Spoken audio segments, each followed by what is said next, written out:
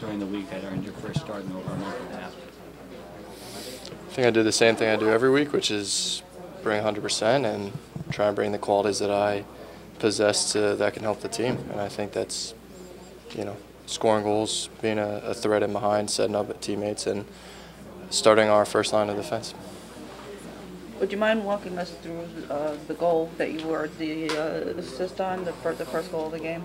Yeah, I thought there was a good space in between Will Trapp, their defensive mid, and their two center backs. So I thought if I could get in that space, hold the ball up for us to let our runners get forward, and that's exactly what happened. AJ get a good supporting run, and then obviously he can hit it from distance, and we've been wanting him to do more of that this year, and he showed why. He's got a great strike from distance. What did they do so well in the second half to shut you guys down and limit your offensive opportunities that you were able to see? I think they're obviously a quality team. They're up there in the Eastern Conference, and there's a reason why. They stretch you defensively, make you work very hard, and obviously are compact defensively. But that being said, I'm going to have to look at ourselves, and I think we needed to do better and have a little bit more quality in the final third on both ends of the field. And they were more precise and more critical in those ends of the field than we weren't. What did Jason have to say to you after the match? He said basically we got 7 matches left, and if you know Jason Kreis, he's not a quitter, and I don't think anybody on this team is. But I think it's obviously dig deep as professionals to look yourself in the mirror and say, what are you going to do in these last 7 matches? Obviously, we've got a lot of ground to make up, and I think you got to be committed all the way to make sure that we do that, and that's one game at a time. What's the mood around this team after a loss like this, and knowing that there's only 7 left, and specifically just 3 left in this building? The mood, obviously, after the game is disappointment, upset, but these are the ups and downs that come in soccer, and we're going to be right back in training again tomorrow. And to me, it's another week we need to prepare, and to me, that's the same every week, and I think it's the same for all these guys in the locker room. Is having a 2-week break before your next game, is it a benefit and that you guys can clear out your minds, or is it like basically the flip side that this loss will have to stick with you for 2 weeks? I think it depends on the player. Personally, I want more games the better, but obviously I think a 2-week break's good in terms to get some really good training and prepare for that next match and really zero in on our next opponent to make sure that we get full 3 points. Jason said at the press conference he doesn't get the sense that all the players want to be here. You've been here from the beginning of the year. Do you get that sense in this locker room? I get the sense that I 100% want to be here, and I show that every day, I think, on the field, from training to the guys around me. And I look around and I see guys that want to be here as well. I think everyone's heart's in the right place, and I think that's just a coach that wants more of his players. And I respect him obviously for saying that, and I'm not going to back down from it.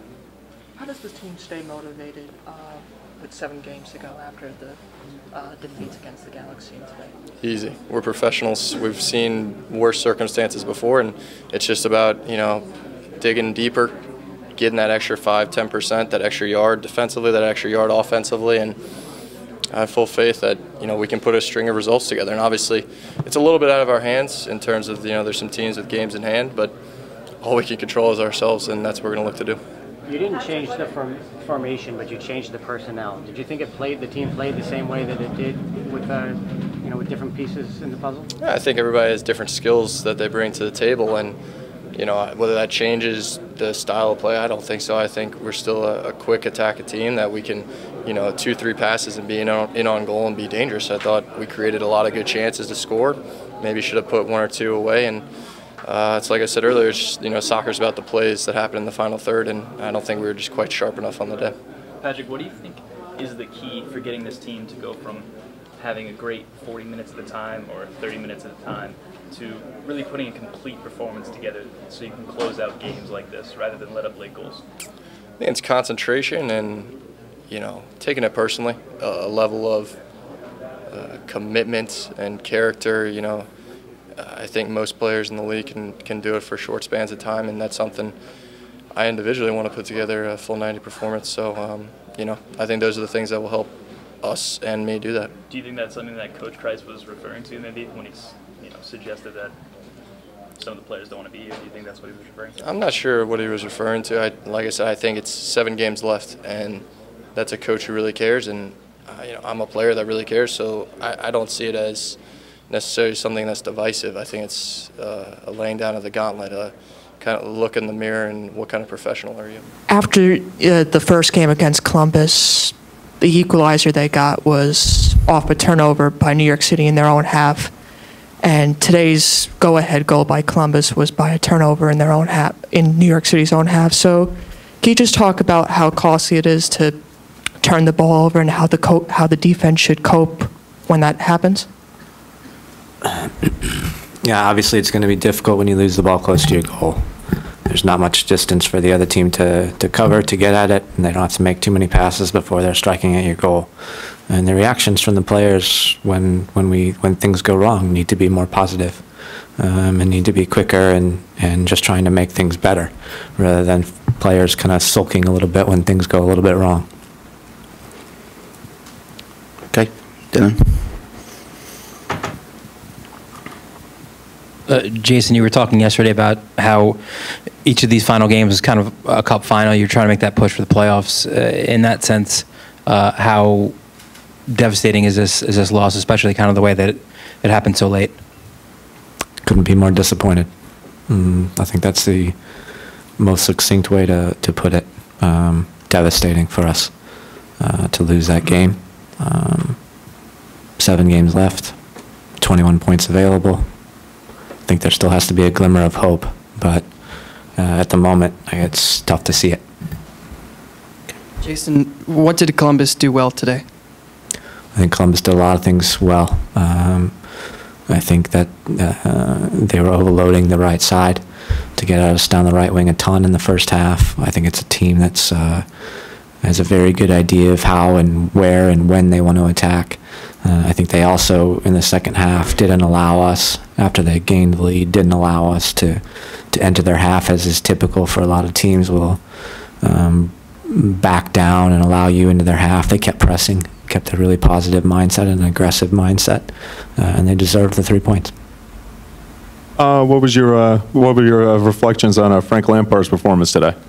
It was very good to see him out there. I think he was connecting the lines pretty darn well, and had a lot of positive play. He did look, I would say he's definitely not match fit, but gave us 60 quality minutes, and we'll look to build on that as we go forward. What factored into your decision not to start Poku tonight? Tactical decision. Stefan.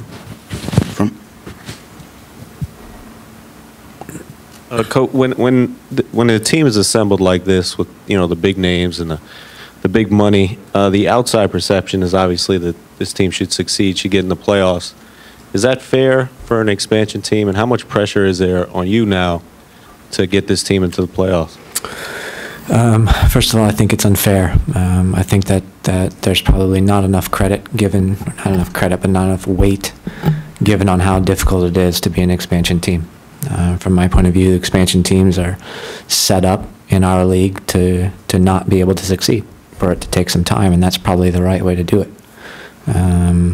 Unfortunately, it means that there has to be some patience and a little bit of a longer view, which is very difficult to have. I think I'm probably more guilty than anybody in this club about having a lack of patience and about wanting to win immediately. And yes, we have 3 very high-profile players, but we had 1 up until about a month ago, and we had 2 until basically he's played not 2 full matches. So I think it would be very unfair to say that we spend all this money on 3 DPs, and so we should make the playoffs. I think that's a completely incorrect statement. Okay. Coach, in the away game against Columbus, it seemed like before the weather delay, you had the momentum. Today, it seemed like David Villa wasn't playing as a lone striker. It seemed like Patrick Mullins was in that position. Can you talk about what that change was, why you decided to make that change? Yeah, we wanted to change a little bit tactically because we felt that we needed to get more players in advanced positions.